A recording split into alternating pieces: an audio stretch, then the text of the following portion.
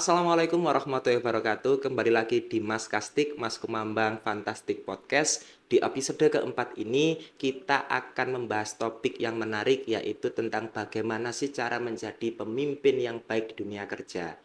Dan di pagi hari ini saya kedatangan tamu Direktur Pendidikan Dasar dan Menengah Yayasan Kebangkitan Umat Islam Pondok Pesantren Mas Kumambang, Bapak Imam Sebehi, Sarjana Pendidikan Islam. Selamat pagi Pak Imam. Selamat pagi Pak Alfian. Ya, apa kabar Pak Imam hari ini? Alhamdulillah hari ini tetap sehat dan masih bisa melaksanakan kegiatan harian. Alhamdulillah. Sebenarnya Pak Imam ini karena menjabat sebagai direktur, jadi kesibukannya jamnya padat. Tetapi karena diundang di Mas Kastik, beliau menyempatkan diri untuk hadir ke sini. Jadi di topik pada pagi hari ini Pak Imam, Iya. kita akan membahas bagaimana sih caranya untuk menjadi seorang pemimpin yang baik di dunia kerja. Karena mengingat Pak Imam sendiri kan seorang leader di lembaga Yayasan Kebangkitan Umat Islam di Pondok Pesantren Mas Kumambang ini. Kalau menurut Pak Imam sendiri, sosok pemimpin yang baik itu seperti apa sih Pak Imam? Oh, okay. Gini Pak Alfian. Pada dasarnya itu kita sebagai hamba Allah ya. Allah itu artinya kita adalah seorang pemimpin. Artinya di situ bahwa kita pemimpin diri sendiri dalam koridor paling kecil. Okay. Sehingga ketika nanti beda-beda di ranah yang lain, ketika dikasih sebuah amanah, maka harus kita mempunyai sebuah kompetensi yang harus dimiliki nantinya sebagai seorang pemimpin. Okay. Pada dasarnya seorang pemimpin itu yang pertama kriterianya harus punya visi. Nah, bagaimana seorang pemimpin punya visi yang jelas untuk bisa mengarahkan dalam timnya bagaimana arah sebuah lembaga atau arah sebuah perusahaan atau dalam sebuah organisasi atau lembaga atau perusahaan itu mau dibawa kemana, harus punya pandangan yang jelas ke depannya. Itu yang pertama, kriteria dari seorang pemimpin adalah visinya harus jelas. Kemudian yang kedua, seorang pemimpin harus mempunyai sebuah sikap atau kriteria keterbukaan dan transparansi. Artinya segala sesuatu yang kita lakukan itu harus selalu terbuka dan transparan. Artinya di sini kita sebagai seorang pemimpin harus bisa pertama mendengarkan atau masukan-masukan dari bawahannya yang nantinya sebagai pijakan nantinya untuk kita musyawarahkan untuk membuat sebuah kesepakatan. Jadi artinya pemimpin jangan otoriter. Otoriter penting, butuh, tapi dalam sesuatu untuk keputusan adalah bagaimana kita untuk bisa menjadikan sebuah musyawarah untuk mufakat, artinya mendengarkan masukan-masukan dari bawahan bagaimana untuk membuat sebuah kesimpulan. Itu yang kedua. Yang ketiga, bagaimana kita seorang pemimpin itu harus benar-benar bersikap jujur dan integritas. Itu yang terpenting. Kejujuran itu sangat penting, apalagi integritas. Integritas itu ketika seorang pemimpin punya integritas tinggi, yang harapan kita semua seperti itu, maka apa yang dia katakan artinya dia akan lakukan. Dan apa yang dia lakukan pasti dia akan mengatakan apa sebenarnya dengan jujur. Artinya di situ integritas itu sangat penting bagi kita seorang pemimpin karena itu ada hubungan dengan etika atau moral. Itu salah satunya bagaimana kita menjadi seorang pemimpin yang terbaik buat semua kalangan. Itu secara umum seperti itu Pak Alfian. Jadi tadi kan Pak Imam menyebutkan bahwasanya seorang pemimpin itu harus punya visi yang jelas. Nah, kadang gini Pak Imam, kita itu kan sering sekali menemukan beberapa kriteria pemimpin karena pemimpin itu kan ada beberapa kriteria yang membedakan.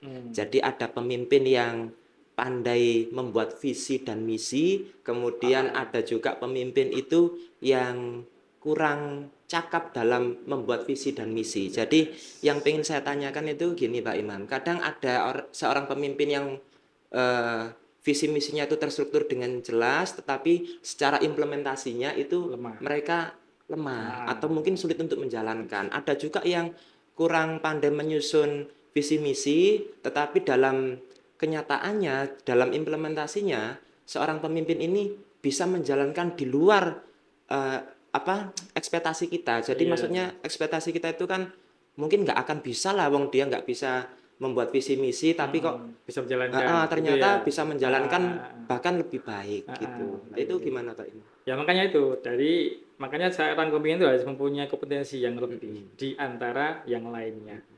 Kalau di kita ranah lembaga ya, pendidikan ya, apalagi Mm-mm. kita misalkan kalau dulu artinya saya juga pernah megang dari kepala madrasah gitu ya.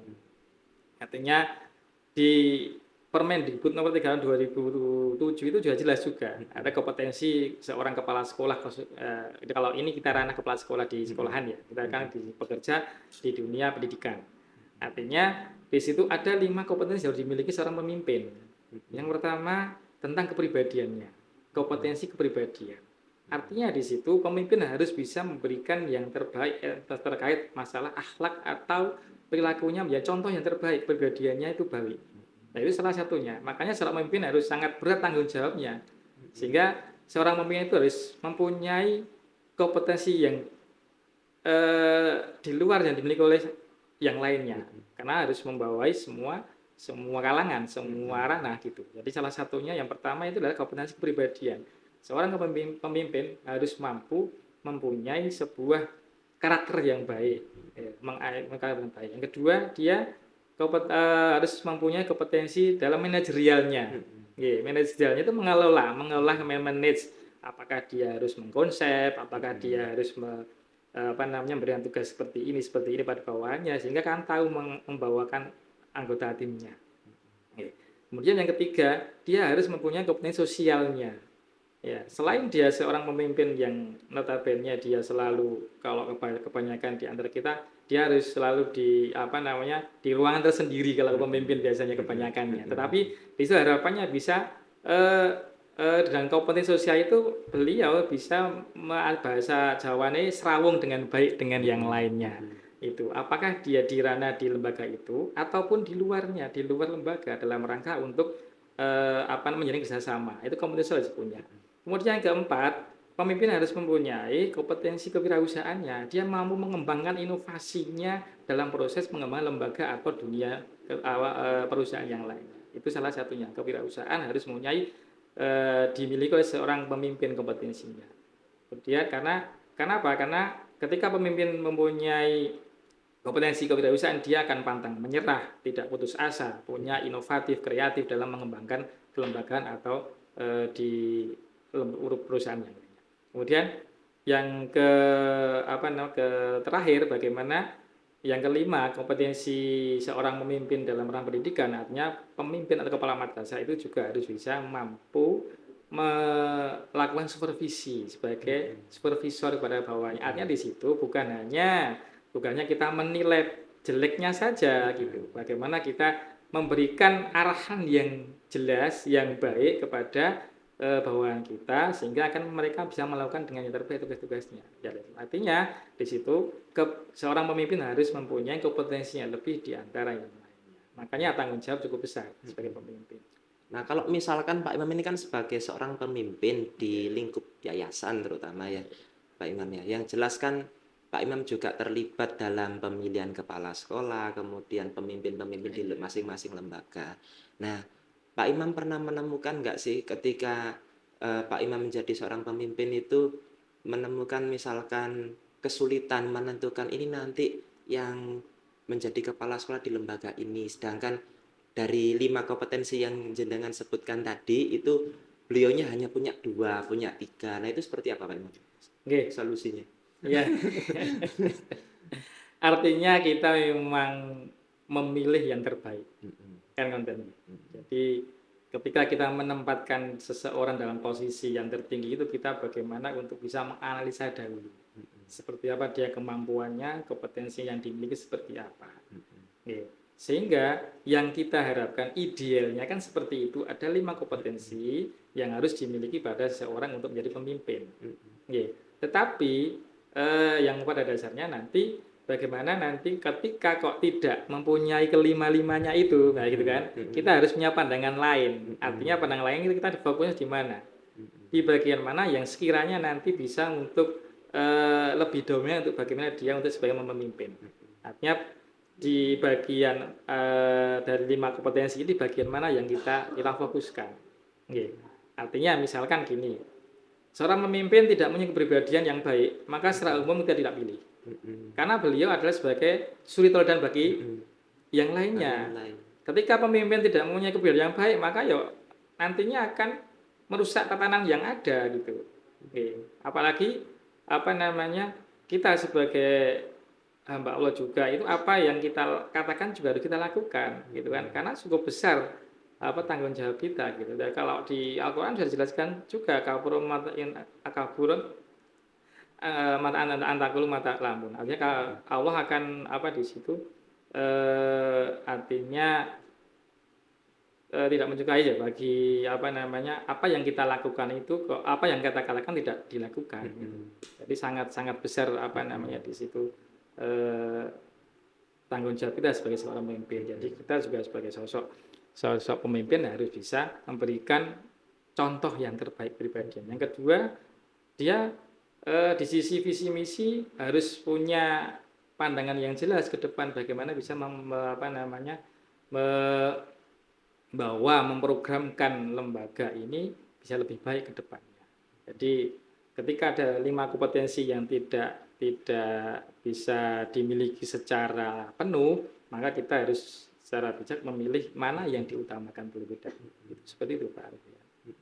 Lah tadi menyangkut visi misi lagi Pak Imam. Lah kadang kita kan sebagai seorang pemimpin kemudian kita sudah punya visi misi yang jelas. Iya. Kemudian di tengah-tengah perjalanan mungkin kita bisa menjalankan lah visi misi kita. Kemudian di pertengahan periode itu kadang kan kita punya perubahan visi. Nah, perubahan visi Jelas. ini apakah seorang pemimpin layak melakukan perubahan visi di tengah-tengah periode kepemimpinannya atau mungkin seperti apa? Apakah termasuk pemimpin yang tidak konsisten atau seperti apa? Karena kan visi misinya di awal kayak gini, kemudian di tengah periode tiba-tiba berubah. Nah, itu seperti apa, Pak? Visi misi itu ya dalam sebuah kelembagaan misalkan ya dalam sistem pendidikan itu ya pada dasarnya eh, menuntut untuk ada perubahan. Artinya di sini saya garis bawahi, ketika visi di lembaga itu sudah tercapai, visi misinya, maka itu perlu dianalisa. Sehingga dalam proses perumusan visi misi itu kan ada apa namanya sebuah kesepakatan dari seluruh komponen ya. Jadi entah komite, itu warga masyarakat atau dari guru itu kan dalam merumuskan visi misi ini akan apa namanya terbentuk sebuah visi misi lembaga, kemudian dijalankan, kemudian perlu evaluasi. Visi misi ini seperti apa? Apakah sudah terlaksana atau tercapai atau belum? Nah, sehingga ketika visi misi sudah tercapai, kan perlu ada pengembangan lagi, Pak. Nah, ada pengembangan, artinya pada perubahan revisi untuk visi misi, sehingga visi misi itu tidak secara mutlak terus seperti itu terus. Lembaga itu sehingga perlu ada pengembangan visi misi sesuai yang diharapkan lembaga. Sehingga misalkan di tengah-tengah periode kepala madrasah misalkan visi misinya berubah, itu perlu analisa apakah ini sudah perubahannya sudah dianalisa ketercapaian atau belum. Lah itu kalau sudah tercapai ya nggak masalah. Tapi kalau belum, kenapa dirubah? Harus diperbaiki mana yang belum tercapai. Nah, ini kan kadang masalahnya itu kan karena belum tercapai tapi tiba-tiba mengubah gitu loh Pak Imam. Jadi tiba-tiba mengubah sehingga nanti bawahannya itu kan akan bingung loh ini kok ini saja belum tercapai kenapa kok kita harus mengubah visi misi lagi gitu. Ya makanya tadi saya sampaikan di awal kalau seorang pemimpin itu harus mempunyai visi misi yang jelas ke depan. Artinya visi misi yang akan direncanakan itu memang benar harus dikomunikasikan pada seluruh jajarannya, entah itu di guru, entah itu di komite, tadi ya seperti ini sampaikan. Artinya skill komunikasi seorang pemimpin itu juga perlu dimiliki bagaimana untuk menyampaikan itu, sehingga jangan sampai serta merta harus hanya mengubah dengan apa namanya keinginan dia sendiri, jangan sampai seperti itu. Nah, terkait masalah transparan nih Pak Imam. Tadi Pak Imam kan menyebutkan bahwasanya seorang pemimpin itu salah satunya harus transparan.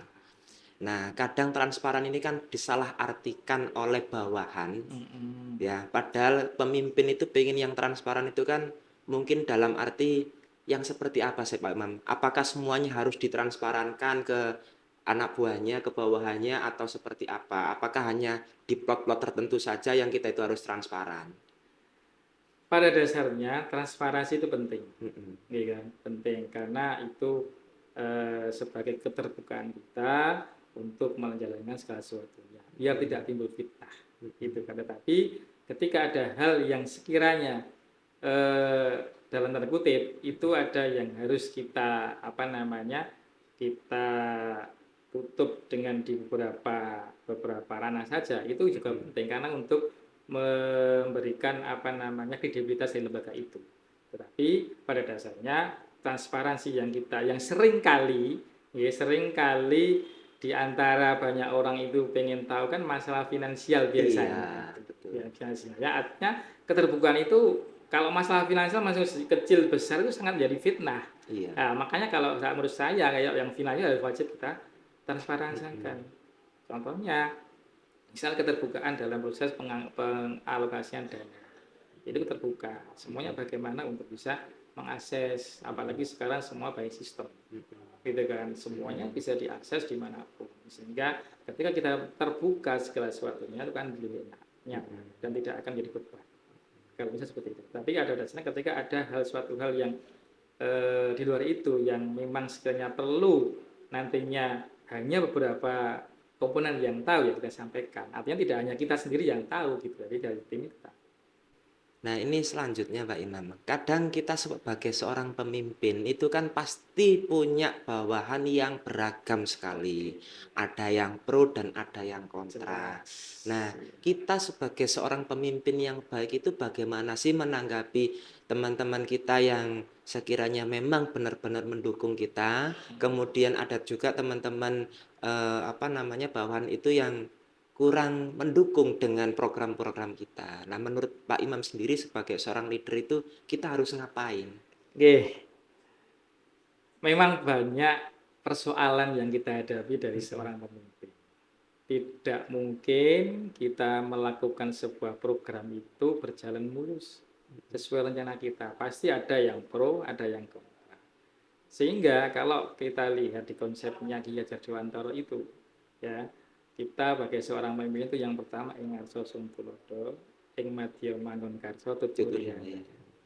Artinya di situ bagaimana kita misalkan kita sebagai seorang pemimpin harus ing ngarsa sumtulodo memberikan contoh yang baik, contoh yang terbaik, apa itu perilakunya, tindakan kita, ucapan kita, sehingga apa yang kita lakukan insya Allah ketika kita memberikan contoh yang baik, nanti bawah ini kan akan memahami gitu, akan memahami dan bagaimana bisa mencontoh kepada hal tersebut.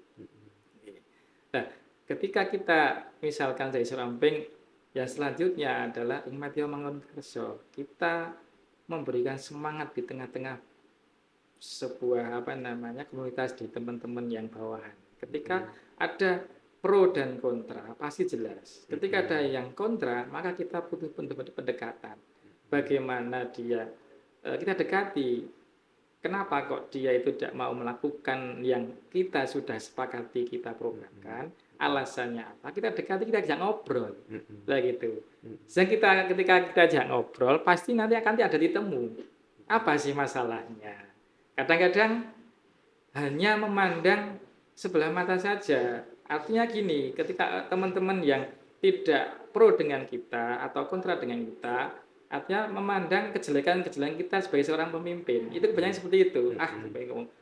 Wong iku kok iso memimpin seperti ini, mungkin nggak mungkin bisa berjalan. Nah, yang kebanyakan di antara kita itu banyak hanya menilai dari sisi negatifnya, tapi bagaimana tidak bisa memberikan solusi.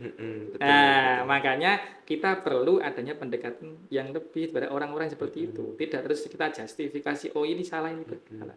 Nanti kita dekati, seperti apa sih? Jaga ngobrol. Makanya di tengah kita, makanya hikmat yang mangkal seperti itu. Di tengah kita pengen menyemangati. Kemudian yang terakhir, yang itu tuturi handayani, bagaimana kita di belakang memberikan sebuah dorongan bagaimana ya teman-teman di bawahan itu atau teman-teman di kalangan yang pro dan kontra itu mereka akan bisa kolaborasi dan bersama-sama untuk tidak ada yang mempunyai afirmasi negatif terhadap kita semuanya. Nah, kita dorongan seperti apa. Artinya ini Jadi kita sebagai seorang pemimpin harus bisa memberikan contoh yang baik, memberikan semangat pada teman-teman juga, memberikan dorongan pada teman-teman juga. Bagaimana kita bisa, ya tidak hanya kita introvert tertutup, kadang-kadang kita sebagai seorang pemimpin karena kita mempunyai jabatan yang tinggi, berkuasa, kadang-kadang ya mengatasnamakan jawaban, sakarepku, gitu kan. Itu yang tidak boleh karena seperti itu. Artinya kita juga punya bawahan, makanya yang perlu kita gandeng, kita rangkul. Bagaimana seorang pemimpin bisa mendampingi teman-teman juga, mengorganisir teman-teman juga, itu seperti itu. Nah, itu kebanyakan yang harus kita lakukan seperti itu. Nah, ini kan kita sudah misalkan nih, sudah melakukan treatment dalam artian sudah melakukan pendekatan secara Iya. personal, Mm-mm. kemudian kita sudah ngomong baik-baik, Iya. kita mintai pendapatnya harusnya seperti apa, lembaga ini, perusahaan ini mau dibawa kemana. Nah, kadang kan yang namanya orang kontra itu kan gini Mbak Imam, macam-macam ya. Iya, Mungkin jelas. ada kalanya orang kontra itu karena tidak sependapat, tidak Iya. didengar pendapatnya juga, kemudian ada juga yang memang pada dasarnya sudah benci Pak Imam. Itu. Nah, seperti apa kalau menghadapi orang-orang seperti ini? Karena kan kita kan sebagai seorang pemimpin juga bingung, nggak mungkin kan kita itu sebagai seorang pemimpin langsung menjustis kalau Anda tidak sepaham dengan saya maka silakan angkat kaki dari sini Iya. kan gitu. Nah, maksudnya cara bijak kita itu sebagai seorang pemimpin bagaimana menghadapi orang-orang yang memang sejak awal sudah nggak suka dengan kita. Apapun yang kita lakukan sebaik apapun di mata mereka itu tetap salah. Itu gimana, Iya, Pak? jelas. Artinya kita punya sistem, Hmm. gitu kan. Artinya dalam sebuah kelembagaan atau dunia kerja perusahaan khususnya itu pasti punya sistem.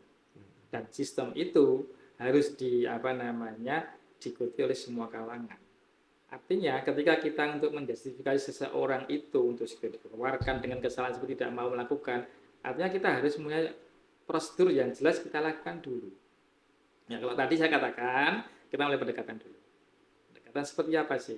Pendekatan. Jadi apa yang menyebabkan beliau-beliau itu kok tidak mau melakukan apa yang telah kita sepakati bersama, apa yang telah kita programkan. Alasannya apa? Kita sepakati. Sehingga kalau sama jenengan tadi sampaikan sudah diproses seperti itu, sudah didekati, tapi kok masih balik loh. Itu bahasanya kan gitu kan.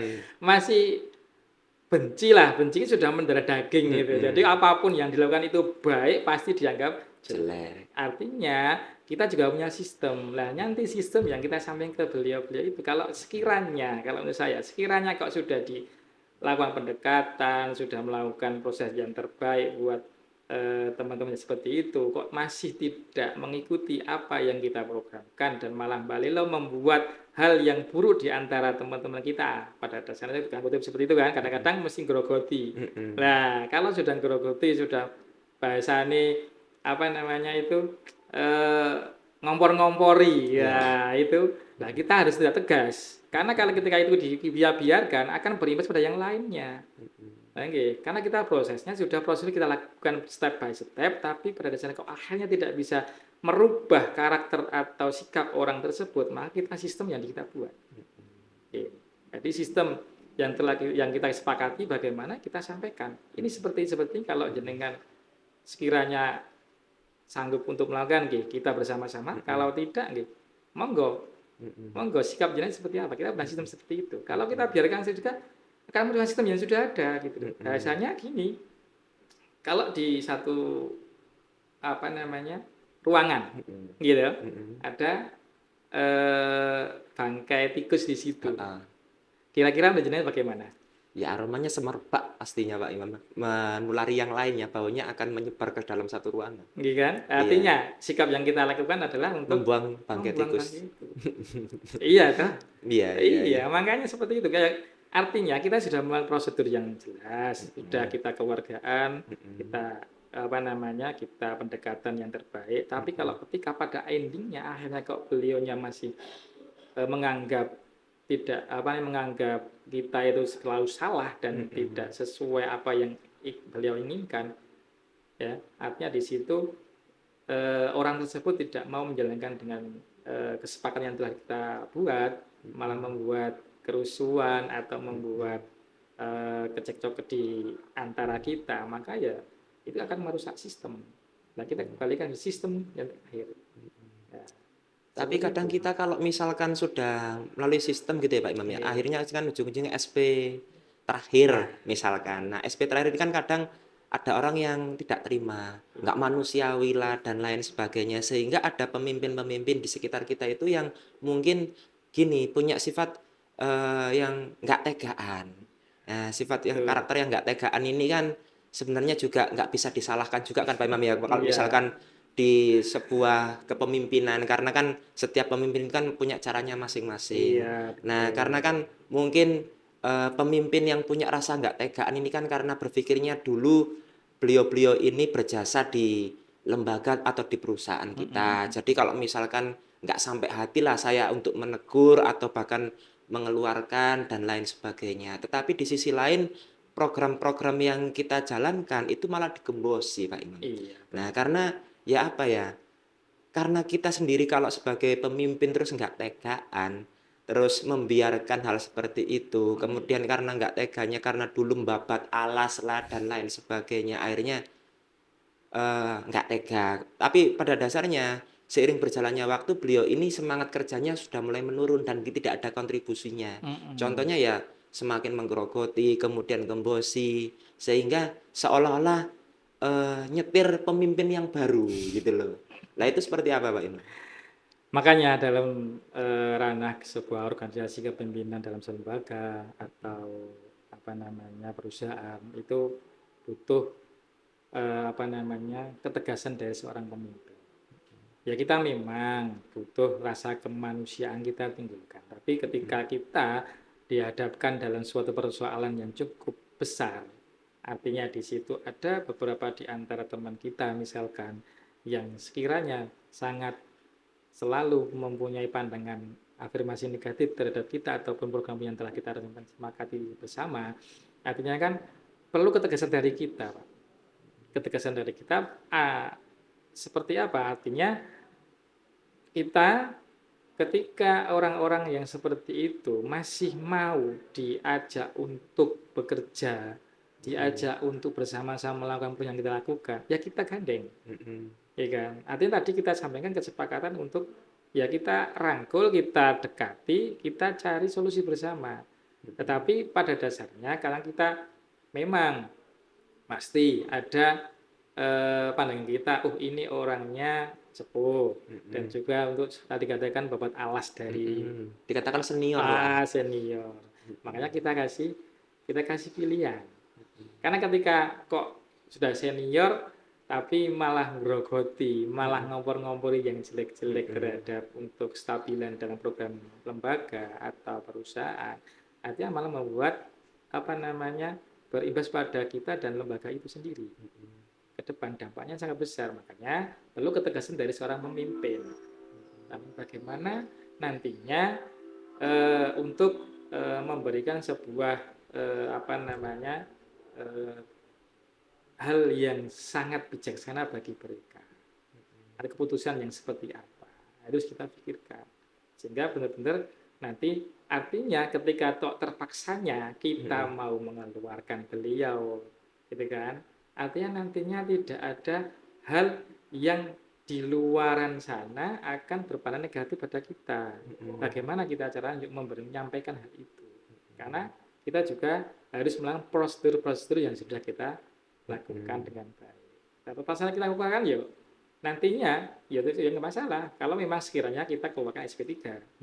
Nih, tapi harus kita benar-benar lakukan dulu prosedur yang lebih bijak dulu. Jangan langsung ketika ada hal seperti itu langsung kita justifikasi keluar nanti. Tapi kita harus analisa permasalahannya dulu, kita dekati dan kita rangkul bagaimana beliau-beliau mau bersama-sama. Kalau toh nanti kok sudah dilakukan seperti itu, sudah prosedurnya ada di seorang pemimpin sudah dilakukan, ya harus kita tegas. Karena kalau tidak kita tegasi, ya nanti saya seperti tadi akan merusak sistem yang sudah ada, Iya, iya. ya kan? Ya bahasanya tadi kalau tikus mati dalam satu ruangan akan membuat baunya Baunya. semuanya, ya gitu. Itu Pak Alfian kan. Nah, sekarang untuk menurut Pak Imam, pandangan Pak Imam, ini kan banyak sekali tren-tren baik itu perusahaan maupun lembaga itu mengangkat seorang pemimpin yang masih muda-muda, kemudian yang bisa dikatakan masih junior, belum punya pengalaman atau fresh graduate. Mm-mm. Nah, indikatornya apa sih Pak Imam? Apakah Pak Imam setuju dengan tren ini atau mungkin kita lebih mengutamakan seharusnya seorang pemimpin itu harus punya pengalaman yang lebih dan harus senior. Nah, menurut Pak Imam seperti apa? Oke, gini Pak Alfian, kita itu menjadi tua itu sudah sebuah keniscayaan, sudah Mhm. pastilah, Sudah pasti. sudah pasti Mhm, kita menjadi tua. Tapi kalau kita untuk pemikiran menjadi dewasa itu pilihan, mhm, kayak konten. mhm, Jadi kalau seorang memimpin ketika ada anak yang fresh graduate atau orang yang fresh graduate, dia mhm, mempunyai kriteria-kriteria yang sekiranya dia sudah masuk dalam posisi seorang pemimpin, apa salahnya kita pilih? mhm, Oke. Tetapi pada dasarnya bagaimana kalau orang-orang yang masih muda-muda ini untuk menjadi seorang pemimpin harus mempunyai apa namanya kepekaan dan yang lainnya juga. mhm. Bagaimana dia kan bawahannya kan nggak mungkin semua muda-muda di Oh iya, bawahnya gitu betul loh. betul. Makanya adanya lebih sepuh. Sepuh. Makanya bagaimana kita lebih dewasa untuk memberikan Mhm, sesuatu-sesuatunya. Oke, ya itu adalah dilema yang bagi kita selama ini seorang pemimpin yang muda, mhm. tapi bawahnya tua, Iya, senior. akhirnya Makanya nggak enakan, iya, memang menyampaikan itu muncul pasti ada rasa. nggak rasa nggak enak. Karena kan memikirkan kan gini Pak Imam, ya masih anak bau kencur kok sudah jadi pemimpin, isok mimpin apa sih Ah, begitu. karena pandangannya orang kadang kebanyakan pasti memandang sebelah mata. Mhm, Ya, sebelah mata dari sisi di situ dulu. Tapi mhm, bagaimana tidak melihat apa sih yang akan dikorbankan dan bagaimana mhm, dilakukan. Kadang kalau sudah punya afirmasi negatif, meskipun dilakukan apa namanya, kadang-kadang pendekatan yang lebih kadang masih masih neng ati bisa gak iso mhm. hilang biasanya kan Iya, masih ono afirmasi heeh, negatif terus. Itu kan. Nah, makanya bagaimana kita menghilangkan afirmasi negatif itu. mhm. Tapi masa kerja juga pengaruh nggak Pak Imam? Pengalaman penting. Mhm, Pengalaman penting karena bagaimana kita mengelola sebuah kelembagaan itu adalah pengalaman nanti yang bisa apa kita sebagai salah satu arahan untuk mengelola itu. Masa kerja juga sangat kita penting. Tetapi ketika kok di antara kita tidak ada yang notabene senior-senior sudah di pengalaman sudah banyak tapi mhm, jiwa kepemimpinannya tidak ada, mhm, maka ya kita tidak salahnya untuk memilih yang muda-muda. mhm, Gitu kan. Nah, tetapi pada dasarnya yang saya katakan tadi, meskipun dia muda, tapi juga harus mempunyai sifat kedewasanya muncul. Oke, jangan sampai kalau Jawa muda kayak idealis-idealis. iya, ya pastinya kayak gini kan Idealis-idealis. muncul pernyataan-pernyataan dari seorang pemimpin muda itu, orang yang senior-senior itu bisa apa, ilmunya sudah update apa enggak, kan gitu kan ada keegoisan seperti itu. Kemudian yang senior juga mengatakan, "Wong sik arek wingi kok wis jadi pemimpin," kan Iya, gitu loh. benar. Kita kan kadang juga dilemanya seperti itu Pak Imam. Oke, Kadang oke. menjadi seorang pemimpin itu kan memang berat sekali, tantangannya juga banyak, tapi ya memang nanti tanggung jawabnya juga sampai akhirat kan Iya, jelasnya. benar, Pemimpin benar. yang seperti Pemimpin. apa sih sebenarnya yang kita inginkan itu. Karena kan sebaik apapun pemimpin, secakap apapun pemimpin, pastinya di dalam sebuah lingkaran perusahaan ataupun lembaga itu pasti ada pro dan kontra Jelas itu. yang jelas. Nah, kita itu kan nggak mungkin bisa memuaskan semua. Semuanya. Oke, oke. Heeh. Nah, kalau misalkan gini Pak Imam, misalnya ya kita itu mencari pemimpin, sosok pemimpin yang cakap, kemudian kita nggak menemukan kriterianya. Nah, ini kan yang susah sebenarnya. Kita Mm-mm. itu susah, sedangkan kita sendiri harus dituntut untuk mencari pemimpin itu secepat mungkin. Ini yang mungkin jadi dilema besar buat kita, Pak Imam Iya, ya. Ya. benar. Itu saja mungkin topik yang kita diskusikan pada pagi hari ini. Terima kasih Pak Imam karena Oke, sudah berkenan sama-sama. hadir di tengah-tengah kesibukannya. Semoga bermanfaat apa yang kita diskusikan pada pagi hari ini kepada para audiens sekalian. Saya Alfian Arif Bintara mohon undur diri, kurang lebihnya mohon maaf. Wassalamualaikum warahmatullahi wabarakatuh. Oh,